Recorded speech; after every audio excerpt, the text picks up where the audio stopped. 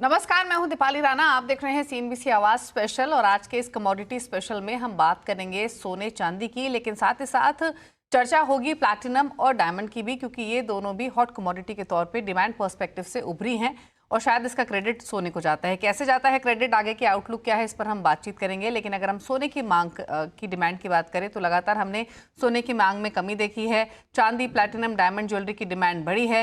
ये बदलाव सिर्फ भारत में ही देखने को नहीं मिला है, बल्कि इंटरनेशनल मार्केट्स में भी दिखाई दे रहा है। हालांकि बाजार अगस्त के हालात से देखें तो वहां से सुधार की उम्मीद कर रहा है, लेकिन इस बदलाव के पीछे के कारण क्या है, अभी बाजार कैसा है, कैसी है ज्वेलरी मार्केट में एक्शन, डिमांड कैसी एंटिसिपेट कर रहे हैं यहाँ से, और मोस्ट इंपॉर्टेंट एक्सपोर्ट कैसा है, इस पर करेंगे बातचीत और आगे के लिए आउटलुक भी समझेंगे। और हमारे साथ एक खास पैनल मौजूद है इस शो में बातचीत करने के लिए। विघ्नहर्ता गोल्ड के फाउंडर महेंद्र लुनिया हैं, यूनिक चेन्स एंड ज्वेल्स के डायरेक्टर संयम मेहरा हैं, कामाख्या ज्वेल्स के एमडी मनोज झा हैं, चौलास हेरिटेज ज्वेलरी की फाउंडर चौला पटेल बनी हुई हैं। आप सभी का स्वागत है इस शो में। और सबसे पहले तो डिमांड सोने की कितनी कम हुई है उस पर बातचीत करते हैं।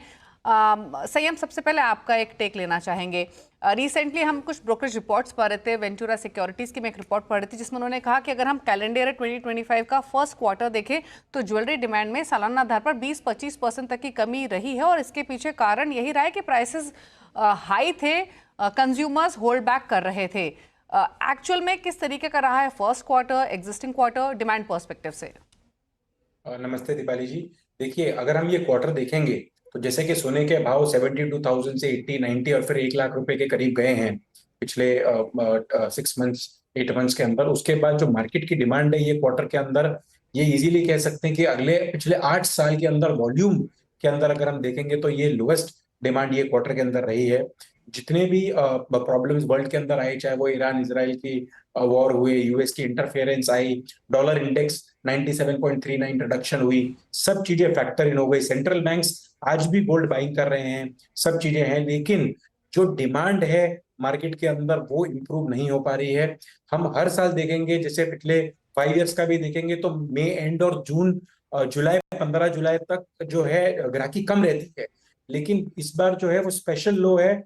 स्पेशली रिटेल के अंदर अभी भी एंड में कंज्यूमर्स नहीं आ रहे हैं, क्योंकि आज भी जब कंज्यूमर माल खरीदता है तब अपनी जेब के अंदर देखता है 2 लाख है, 3 लाख है, 5 लाख है, उसके हिसाब से गोल्ड खरीदता है। तो जो पहले जब 30,000 60,000 70,000 के रेट्स थे, जब गोल्ड 10 ग्राम आता था तो 30,000 का, या आता था फिर 10 ग्राम आता था 60,000 का, अभी लाख रुपए का हो गया है। उस तरीके इस वजह से वॉल्यूम के ऊपर बहुत इफेक्ट हुआ है। और जो भी बाकी भी चीजें जैसे इसके अंदर आनी थी, जैसे कि ऑयल के प्राइसेस हो गए, बाकी सब चीजें हो गए, जो भी फैक्टर इन्होंने थे सब गोल्ड के अंदर हो गए हैं जी। फिर भी गोल्ड के जो प्राइसेस हैं वो बढ़े नहीं है, स्टेबल है। लेकिन मार्केट की अभी भी ये सोच है कि यहाँ से अगर 2 से 3 लाख यानी 93 94 के आसपास रेट्स आ जाते हैं तो थोड़ी सी डिमांड निकलेगी। अभी भी एंड कंज्यूमर्स वेट कर रहे हैं कि थोड़ा सा प्राइस और घटे। हमें अपेक्षा है कि जुलाई 15 से ग्राहकी अच्छी चालू होगी और दिवाली तक अच्छी चलेगी।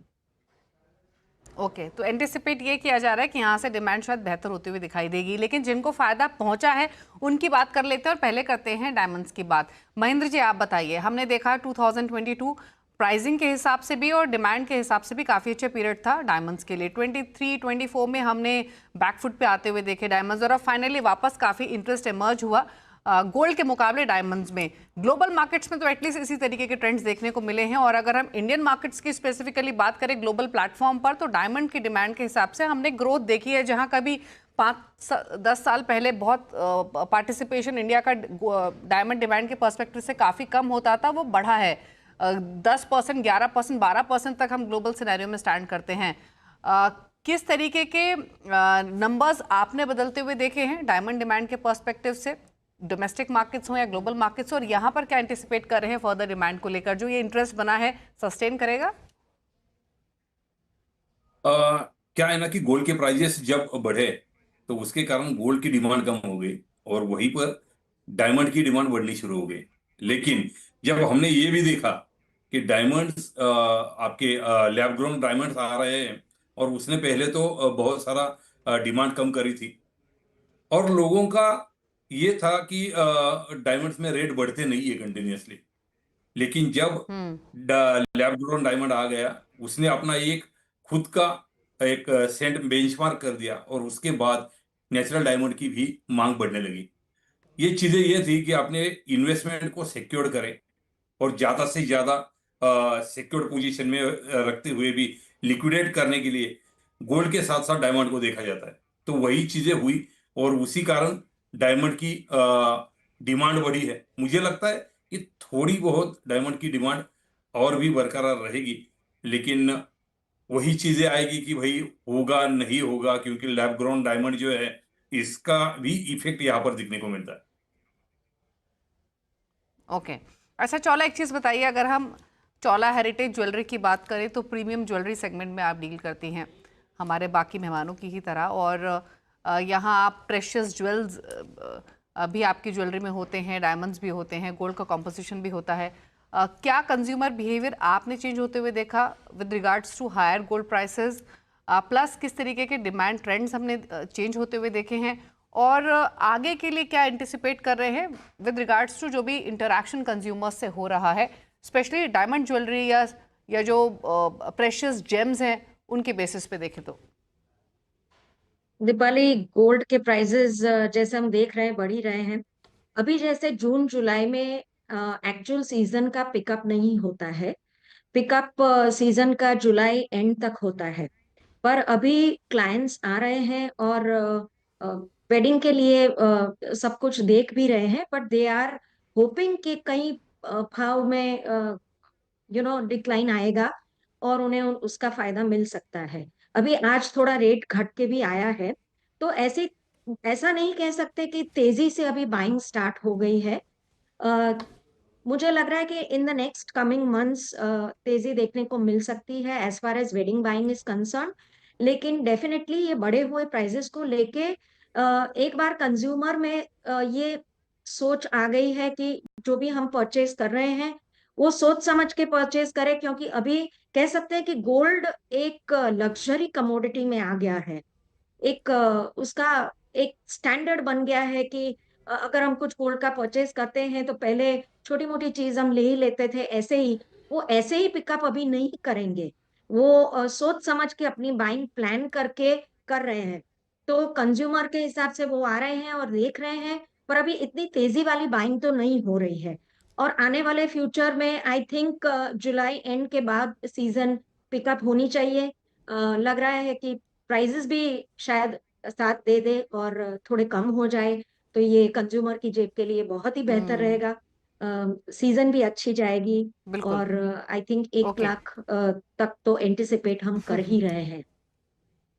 ओके, चलिए 1 लाख की एक्सेप्टेंस कंज्यूमर्स में आई है या फिर नहीं, या कब तक आएगी उस पर तो बातचीत करेंगे ही, लेकिन मनोज जी प्लैटिनम की बात कर लेते हैं। और अगेन सेम थिंग, जो बेनिफिट हमने डायमंड को आते हुए देखा उसका बेनिफिट ग्लोबल मार्केट्स में, ओवरऑल मार्केट्स में प्लैटिनम को भी मिला है, और 50% प्राइसेस यहाँ भी बढ़े हैं year to date. Chinese demand तो रही है, और अब तो ये भी बातचीत शुरू हो गई है, कई रिपोर्ट्स भी आई है कि गोल्ड से पहले प्लैटिनम शायद $4000 के लेवल्स छू लेगा। अगर हम बाकी प्रेशियस मेटल्स की बात करें या प्लैटिनम की बात करें, डायमंड की बात करें, आपकी अंडरस्टैंडिंग क्या कहती है? यहाँ पर डिमांड कितनी और ग्रो हो सकती है? क्या गोल्ड प्राइसेस सर्ज होने का ही बेनिफिट मिला है या और भी फैक्टर्स हैं? नमस्कार दीपाली जी। देखिए, डायमंड एंड प्लैटिनम दोनों को बहुत बड़ा सपोर्ट मिला है पिछले 7-8 महीने में। प्राइसेस भी काफी बढ़े हैं। एक नो डाउट पहले भी प्लैटिनम के प्राइस ज्यादा ही थे, लेकिन बाद में ये काफी प्रॉफिट बुकिंग हुआ और उसके बाद प्लैटिनम के प्राइस नीचे हो गए थे। लेकिन पिछले कुछ सालों से गोल्ड की तेजी का बेनिफिट अंत में प्लैटिनम को मिला, और अब ऐसा है कि इंडिया में मार्केटिंग भी प्लैटिनम की काफी बढ़ी है, और जिस मार्केटिंग की वजह से जो प्लैटिनम का सेल पहले 1% है या 0.5% ओवरऑल द सेल अगर आप पकड़े, जैसे डायमंड का सेल जो है ना अप्रोक्सीमेटली 12-13% किसी शोरूम का रहता है, वो बढ़ के 18 to 22% तक चला गया है। इसी तरह प्लैटिनम 1% के आसपास बिकता था, तो आज समझे 3-4% तक प्लैटिनम की ज्वेलरी बिक रही है।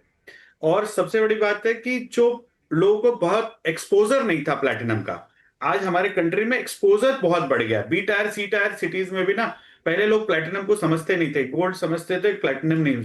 अब उनको प्लैटिनम की समझदारी आ गई है, बाय कैसी होती है, ये सब चीजें समझदारी आ गई है। प्लैटिनम के एग्जीबिशंस बहुत बढ़ गए हैं, मैन्युफैक्चर बहुत, प्लैटिनम बनाना भी थोड़ा मुश्किल है। गोल्ड ज्वेलरी बनाना आसान है, डायमंड ज्वेलरी प्लैटिनम बनाना भी मुश्किल है, लेकिन टेक्नोलॉजी इतनी डेवलप हुई है, जर्मन टेक्नोलॉजी काफी अडॉप्ट किया है इंडिया ने, यहाँ के मैन्युफैक्चरर्स ने काफी बनाया है। आप देख रहे हैं सीएनबीसी आवाज कमोडिटी स्पेशल। हम बात कर रहे हैं सोने और चांदी की और इसका बेनिफिट कितना मिला है, स्पेशली डायमंड और प्लैटिनम को, जो गोल्ड के प्राइसेस ऊपर की तरफ गए हैं। और डेफिनेटली मिला है, ना ही सिर्फ डोमेस्टिक मार्केट्स में बल्कि ओवरसीज मार्केट में ही, जिस पर अब तक हमने डिस्कशन किया। लेकिन अब एक्सपोर्ट्स को समझने की कोशिश करते हैं। तमाम एक्सपर्ट्स हमारे साथ मौजूद है, पूरा पैनल है। संयम, एक्सपोर्ट नंबर्स अगर हम देखें और शुरुआत करें हम गोल्ड और प्लैटिनम के एक्सपोर्ट्स के, तो नंबर्स में काफ़ी वेरिएशन हमने देखा है इस साल की शुरुआत से ही। लेकिन इंटरेस्टिंग ये है कि अगर हम रीसेंट नंबर्स देखें, स्पेशली मे के, तो सभी एक्सपोर्ट्स बढ़ते हुए दिखे हैं, ना ही सिर्फ प्लेटिनम बल्कि गोल्ड के एक्सपोर्ट में भी एक अच्छा खासा जंप अप्रैल के मुकाबले देखने को मिला है। क्या एंटिसिपेट कर रहे हैं यहाँ से आगे जाते हुए एक्सपोर्ट्स को देखते हुए? देखिए, एक्सपोर्ट की फिगर्स गोल्ड के अंदर भी ठीक हैं, क्योंकि डोमेस्टिक मार्केट जब भी अभी इतनी अच्छी नहीं चल रही है, तो जितने मैन्युफैक्चरर्स हैं वो यूएई मार्केट हो गई, सिंगापुर मलेशिया हो गई, यूएस यूके हो गई, वहां पर ज्यादा एक्सपोर्ट्स करने के लिए सोच रहे हैं, वहां पर अपनी टीम्स भेज रहे हैं।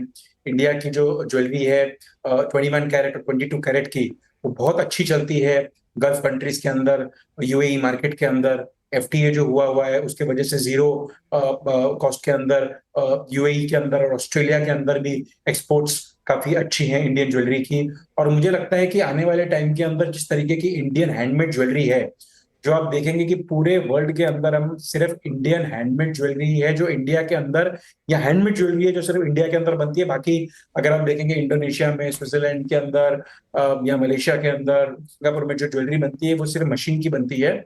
तो इंडियन हैंडमेड ज्वेलरी जो है वो बहुत ज्यादा एक्सेप्टेबल है इंटरनेशनल मार्केट्स के अंदर। और इंटरनेशनल रेट्स भी के अंदर जैसे $3300 का भाव है, उसके आसपास का भाव है, उसके अंदर भी कंज्यूमर्स इंडियन ज्वेलरी को एक्सेप्ट कर रहे हैं। चाहे वो कलकत्ता की ज्वेलरी हो, लाइट वेट राजकोट की ज्वेलरी हो, कुछ त्रिचुर की ज्वेलरी हो, कोयम्बटूर की हो, मुंबई की ज्वेलरी हो, काफी एक्सेप्टेबिलिटी है इन मार्केट्स के अंदर और बहुत सालों से चल रही है। लेकिन उसकी जो डिजाइनिंग है उसके अंदर रेगुलरली चेंजेस आ रहे हैं। हम मुंबई के अंदर भी काफी डिजाइन प्लेटफॉर्म डिजाइन एजेंसीज को हायर कर रहे हैं, जहां पर हम सऊदी के अंदर क्या माल चलता है, दुबई के अंदर क्या चलता है, कतर के अंदर क्या चलता है, उसके रेगुलरली हम आपस के अंदर क्लासेस कर रहे हैं, अपने डिजाइनर्स को एजुकेट कर रहे हैं, जिससे इंटरनेशनली भी ज्वेलरी को हम इंडियन के अंदर मैन्युफैक्चर करी हुई ज्वेलरी इंटरनेशनली भी चले। और उसके साथ साथ हमने जीजेसी के अंदर इन्फ्लुएंसर्स भी काफी हायर करने का विचार है हमारा आने वाले टाइम के अंदर, जो इंडियन हैंडमेड ज्वेलरी को इंटरनेशनली भी, जो लेडी हो गल्फ की हो गई या कोई दूसरे कंट्रीज की हो गई जहां इंडियन मैन्युफैक्चर माल बेच रहा है, वहां पर भी इन्फ्लुएंस कर सकें। तो आने वाले टाइम के अंदर हम देखेंगे कि गोल्ड ज्वेलरी की जो एक्सपोर्ट्स है आने वाले टाइम के अंदर धीरे धीरे बढ़ते रहेगी, और प्लैटिनम ज्वेलरी की एक्सपोर्ट्स भी आने वाले टाइम के अंदर हम बढ़ते हुए देख सकते हैं। ओके ओके, अच्छा महेंद्र जी, सिल्वर की डिमांड और एक्सपोर्ट्स को लेकर क्या आउटलुक है? क्योंकि यहाँ अगर आप आंकड़े देखें, हमने तेजी से ड्रॉप भी देखा था, लेकिन जो कमबैक हुआ है मई में, डबल से ज्यादा एक्सपोर्ट सिल्वर के बढ़ते हुए दिखाई दिए हैं। क्या एक्सपेक्ट कर रहे हैं ओवरसीज एक्सपोर्ट डिमांड्स को लेकर या डोमेस्टिक डिमांड को लेकर? दीपाली जी, उसका कारण ये था डिमांड घटने का कि काफी सारे युद्ध चल रहे थे, पॉलिटिकल जियोग्राफिकल इश्यूज काफी सारे चल रहे थे, उसके कारण इंडस्ट्री में भी इफेक्ट हो रहा था और स्लो डाउन भी था। ये सभी चीजें थी जो चांदी की डिमांड को कम कर रहे थे, और कई जगह पे अभी रिलीफ मिल चुका है और कई जगह पे रिलीफ मिलने की उम्मीद भी है। तो उसके कारण चांदी की डिमांड फिर से उभर कर आई है, और मुझे लगता है कि चांदी की डिमांड अभी भी बरकरार रहेगी, कंटिन्यूअसली बरकरार रहेगी। ओके, चौला, क्या एंटिसिपेट कर रही हैं डिमांड से? आपने कहा सुधार अब उम्मीद कर रहे हैं, लेकिन अगर हम टिल दिवाली एक्सपेक्ट करें, जो भी बातचीत हुई या फिर जो भी इंक्वायरीज आई, फुटफॉल्स आई, कितना ग्रोथ बढ़ने की पॉसिबिलिटी है अगर गोल्ड के प्राइसेस स्टेबल रहे तो? दीपाली, अगर गोल्ड के प्राइसेस इसी तरह स्टेबिलिटी पकड़ लेते हैं, जैसे मान लो कि 1 लाख पे स्टेबल हो गया, तो वेडिंग सीजन में काफी डिमांड देखी जा सकती है। और मुझे लगता है अभी बायर जो है वो डेफिनेटली कॉशियस हो गया है, पर इसमें कुछ ज्यादा फर्क नहीं आएगा। आई थिंक बिकॉज जैसे हम कंज्यूमर्स के यहाँ स्टोर पे जो आते हैं उनके ओपिनियंस लेते हैं, तो वो भी ऐसा हमें बोल रहे हैं कि हाँ, प्राइसेस बढ़े हुए हैं, लेकिन क्योंकि हमारा फंक्शन आ रहा है और हमें तो गोल्ड लेना ही है, और गोल्ड एक सेफ हेवन की तरह वो लोग देख रहे हैं, एक इन्वेस्टमेंट की तरह देख रहे हैं, तो वो अपनी बेटियों बिल्कुल। या अपनी बहुओं को ये एज एन इन्वेस्टमेंट के तौर पे हम्म देना चाह रहे हैं। तो मुझे लग रहा है कि कमिंग वेडिंग हम्म। सीजन में बावजूद बढ़े हुए प्राइसेस डिमांड देखने को मिल सकते हैं, और अभी काफी ऑप्शंस गोल्ड में, लाइट वेट गोल्ड की ज्वेलरी भी जैसे काफी ओके। तेजी से चल रही है, और काफी हम्म। डाइवर्सिफिकेशन इन ज्वेलरी डिजाइन्स में देखने को मिल रही है। तो बिल्कुल बायर्स वो लाइट वेट गोल्ड ज्वेलरी की तरफ भी मुड़ रहे हैं, और वेडिंग बिल्कुल, ज्वेलरी और में ये आप हमने समझ लो देखा भी है शायद चौरा, जब प्राइसेस बढ़ते हैं, पीक पे जाते हैं, तो बायर्स का इंटरेस्ट लाइट वेट ज्वेलरी की तरफ हम वैसे भी जाते हुए देखते हैं। समय की कमी है, माफी चाहूंगी चौला, मैंने आपको रोका बीच में। मनोज जी, क्विक कमेंट एक आपका भी, क्या एंटिसिपेट कर रहे हैं डिमांड पर्सपेक्टिव से गोल्ड सिल्वर दोनों में?